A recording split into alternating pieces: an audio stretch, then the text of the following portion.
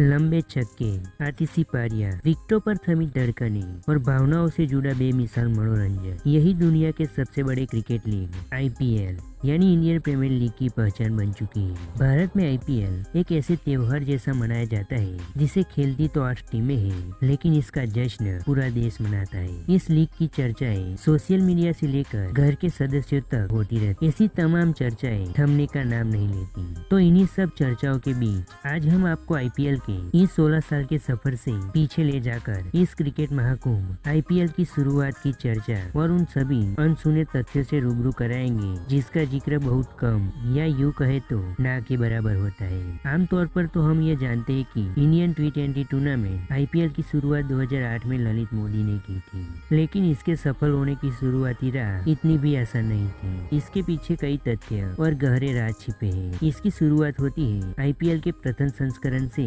लगभग 12 साल पहले सितंबर 1995 से, जब ललित मोदी ने इंडियन क्रिकेट लीग नाम से एक कंपनी का रजिस्ट्रेशन करवाया था। साल 2000 से लोगों में क्रिकेट का जुनून परवान चढ़ रहा था। इस खेल से लगभग देश का हर वर्ग जुड़ चुका था, जिससे क्रिकेट खिलाड़ियों में भी इजाफा हो रहा था। भारतीय क्रिकेट टीम में खेलने का सपना लिए कई खिलाड़ी आते थे, लेकिन भारतीय क्रिकेट टीम में केवल 15 खिलाड़ी ही रह सकते हैं और इंडियन क्रिकेट टीम में चयन न होने के बाद बाकी खिलाड़ियों के लिए कोई बड़ा मंच नहीं था। हालांकि उस वक्त भी कुछ घरेलू टूर्नामेंट होते थे, लेकिन इनसे बाकी खिलाड़ियों को न ही कोई विशेष पहचान मिल पाती थी और न ही मन मुताबिक अच्छा पैसा। जो खिलाड़ी भारतीय टीम में शामिल होते थे वो काफी उम्दा होते थे, लेकिन किसी खिलाड़ी के संन्यास या उसके चोटिल होने के बाद जब खिलाड़ियों की रिप्लेसमेंट की बात आती थी तो चयनकर्ताओं के सामने ज्यादा विकल्प मौजूद नहीं होता था, जिससे इंडियन टीम के प्रदर्शन में खासा फर्क पड़ता था। एसलेस ग्रुप के CEO डॉक्टर सुभाष चंद्रा ने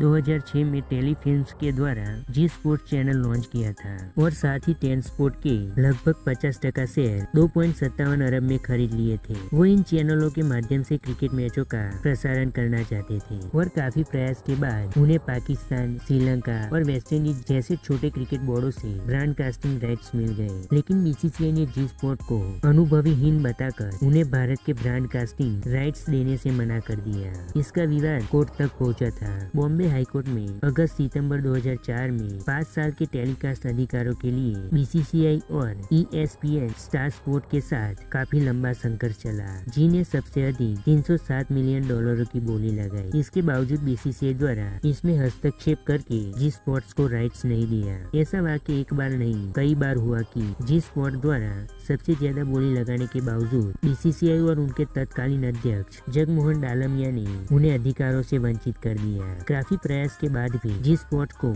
सिर्फ निराशा ही हाथ लगी। फिर 2007 का दौर आया जब भारत ने T20 वर्ल्ड कप जीता, जिससे भारत में क्रिकेट के इस टूर्नामेंट को अच्छी पहचान मिल गई। इसकी सफलता को देखते हुए सुभाष चंद्रा ने भारत का अपना एक T20 लीग बनाने का सोचा और पूरे जोरों शोरों से इसकी तैयारी में लग गए। वो जानते थे कि जब क्रिकेट के बड़े नाम इस टूर्नामेंट में होंगे तो दर्शक जरूर खींचे चले आएंगे। सुभाष चंद्रा ने शेन वॉर्न, यूसुफ यूहाना, अब्दुल रजाक और क्रिस क्रैनके जैसे कई बड़े अंतर्राष्ट्रीय क्रिकेटरों के साथ साथ घरेलू क्रिकेट के कई खिलाड़ियों को बड़ी कीमत देकर इस टूर्नामेंट में खेलने का निमंत्रण दिया और इत्तेफाक से डॉक्टर चंद्रा ने इस लीग का नाम ICL यानी इंडियन क्रिकेट लीग रख दिया, जो 1995 में ललित मोदी के द्वारा रजिस्टर था, जिस पर थोड़ा अनबन भी हुआ।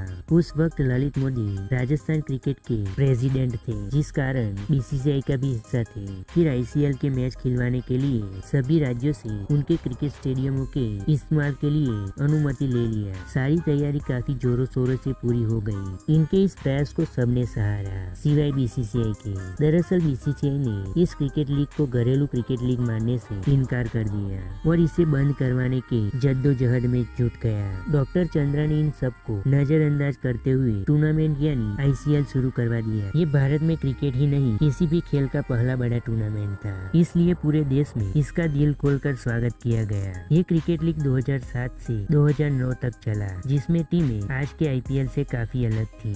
ICL का फॉर्मेट कुल 13 टीमों ने शिरकत किया, जिसमें भारत, पाकिस्तान, बांग्लादेश की विश्व एकादश की 4 टीमें सहित 9 बड़े शहरों की टीमों ने भाग लिया, जिनमें Mumbai champs, Chennai superstar, Chandigarh Lions, Hyderabad heroes, royal Bangla tigers, Delhi दिग्गज, अहमदाबाद रॉकेट्स, लाहौर बादशाह, ढाका वॉरियर्स की भी टीमें शामिल थी। आईसीएल की प्राइज मनी $1 मिलियन थी और शुरुआत से ही आईसीएल ने उम्मीद के मुताबिक प्रदर्शन किया, लेकिन ये बात न जाने क्यों बीसीसीआई को खटक रही थी। बीसीसीआई ने आईसीएल को बर्बाद करने के लिए जो रुख अपनाया वो सुनकर आपके होश ही उड़ जाएंगे। बीसीसीआई ने अचानक से सभी खिलाड़ियों की सैलरी 2 गुनी कर दी, घरेलू क्रिकेट टूर्नामेंटों की प्राइज मनी भी बढ़ा दी, और जब इससे भी वो अपने मंसूबे में सफल नहीं हुए तो उन्होंने आईसीएल खेलने वाले खिलाड़ियों को बैन करने की घोषणा कर दी।